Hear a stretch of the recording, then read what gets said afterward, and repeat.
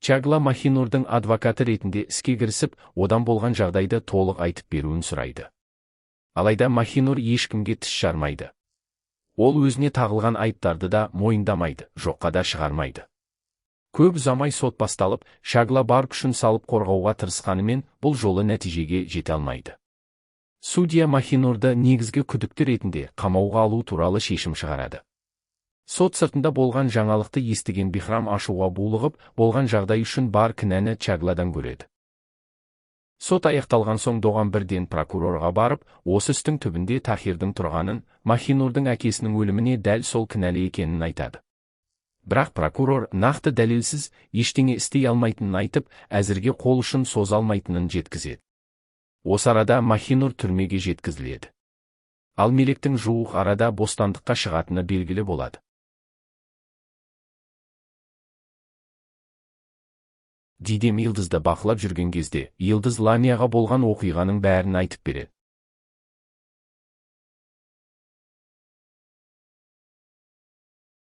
Бихрам болса Махинурдың қамалғанын естіп, одан сайын күйзеліске түседі. Дидем әдейі болмаса да Йылдызбен соқтығысып қалып, аяғын ауыртып алғандай кейіп танытады. Өзін кінәлі сезінген Йылдыз кешірім сұрап, байланыс карточкасын береді. Дәл осы сәтте Бихрам Чаглаға ауыр сөздер айтып, Махинурды дұрыс қорғай алмадың деп айыптайды. Осы оқиғадан кейін ағалы қарындасты екеуінің арасы мүлде үзіліп кетеді.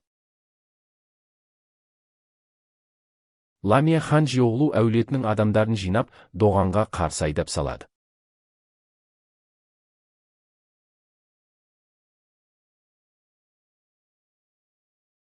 Сонымен қатар Йылдызға түрмедегі сенімді адамы арқылы Махинурдан бір жола құтылуды тапсырады. Гүлшен Сифаны таба алмай сабылып жүріп, Нұргүлден де сұрайды. Ал Доған жеке кездесуге келгенде, Ханжиоғлу әулетінің адамдары оны қорқытып, қысым көрсетеді. Синан мен Доған Ламиямен қатты сөзге келіп қалады. Ашуға булыққан Ламия бәрінің алтындарын тартып алып, өз билігін жүргізе бастайды. Бұдан кейін Доған Чагламен бірге үйден кетіп, уақытша оның үйіне көшуді шешеді. Йылмаз түрмедегі әйелге барып, Ламияның нақты тапсырмасын жеткізеді. Сол уақытта Махинур да түрмеге жеткізіліп, жаңа өмірдің ауыр сынағымен бетпе-бет келеді. Психиатр Махинурмен жеке сөйлесіп, оның баласы туралы сұрай бастайды. Бихрам да психиатрдан ақпарат алмақ болып келеді. Бірақ дәрігер оны жақындатпай, тек Доғанмен сөйлесуге келіседі.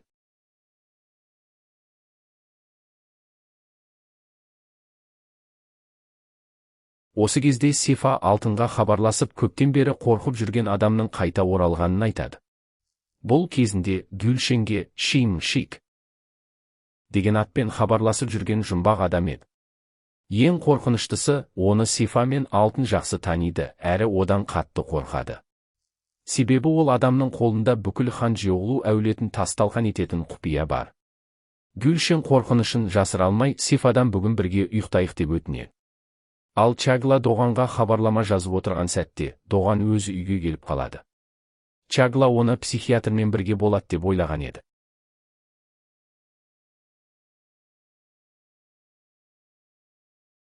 Генджо Бихрамның жанына келіп, өзін қолға алып, тамақ ішуге көндіруге тырысады.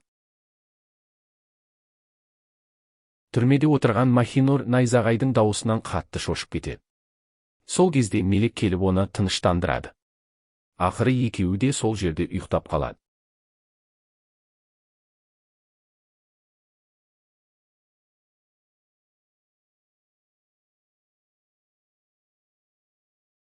Ал Доған мен Чагла Тахирдің ісін қайта ашу үшін жасырын жұмысқа кіріседі. Олар кезінде бұл істі жапқан прокурорды тауып алады. Доған 25 жыл бұрын шындықты ашуға әрекет жасағанын айтады. Бірақ сол кезде Тахир егер бір ауыз шындықты айтсаң, бүкіл отбасыңды өлтіремін деп қорқытқан екен.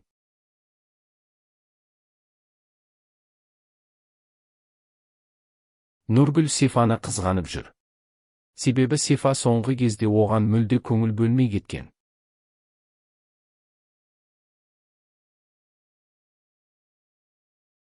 Ал Махинурда айналасындағылардың бәрі жақсы көріп кеткендей.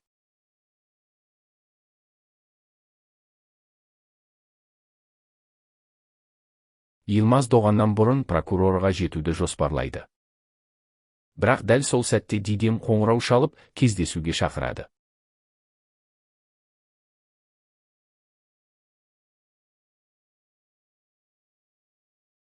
Доған, Чагла және Синан прокурормен кездескенімен, ол әлі де ешқандай шындықты ашып айтпайды.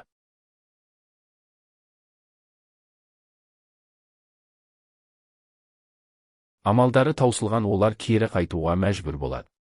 Осы уақытта Синан мен Бихрам Махинурдың мәселесіне байланысты тағы да сөзге келіп қалады.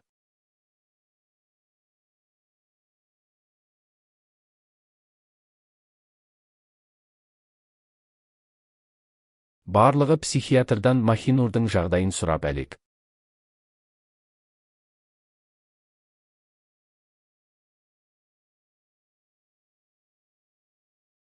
Сол арада Синан Чаглаға өзінің Бихраммен бұрын ғашық болғанын айтады. Бірақ қазір араларында ешқандай сезім қалмағанын анық жеткізеді.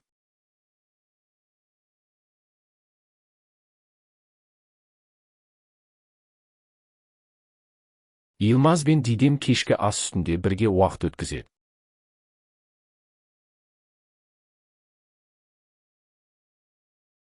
Йылдыз аяқ астынан асығыс бір жаққа кетіп қалады.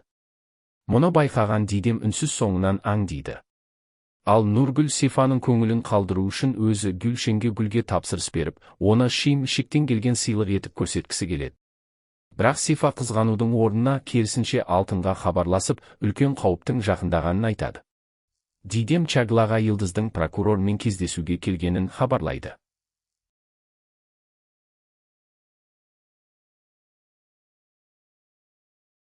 Доған, Синан және Чагла бірден сол жерге аттанады.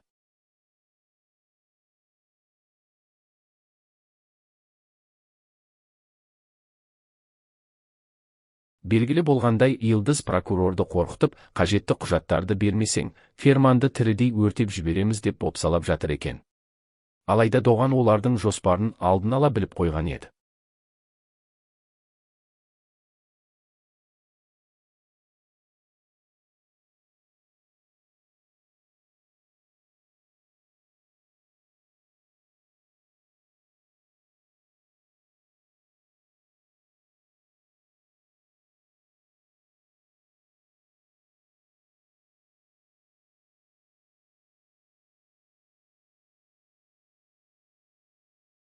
Ол Йылдыз бен оның адамдарын қамауға үлгереді. Бірақ Йылдыз мұндай жағдайда алдын ала есептеп қойған болатын. Синан мен прокурор бір көлікпен кетсе, Доғандар басқа көлікпен жолға шығады. Сол кезде Бихрам жасырын түрде психиатрдың үйіне кіріп, Махинурдың ісіне қатысты құжаттарды іздейді. Іздегеннің нәтижесінде Махинурдың бұрын баласы болғанын біліп, қатты есеңгіреп қалады.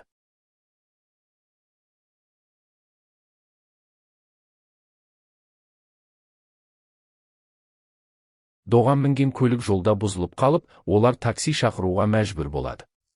Дәл осы уақытта түрмеде Махинур дәретханаға кеткенде, Ламия жіберген әйел оның соңынан барып шабуыл жасамақ болады. Мұны көрген Мелек араша түспек болып, төбелес кезінде әлгі әйелді байқаусызда жаралап алады.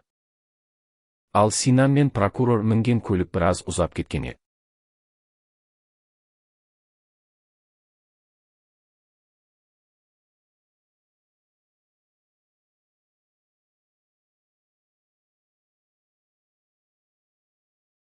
Кенет күтпеген жерден алапат жарылыс болады.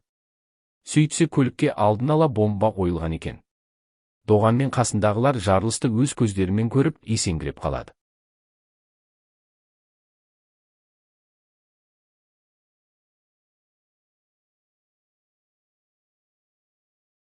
Бұл шабуылдың артында дәл Йылдыз тұрғаны белгілі болады.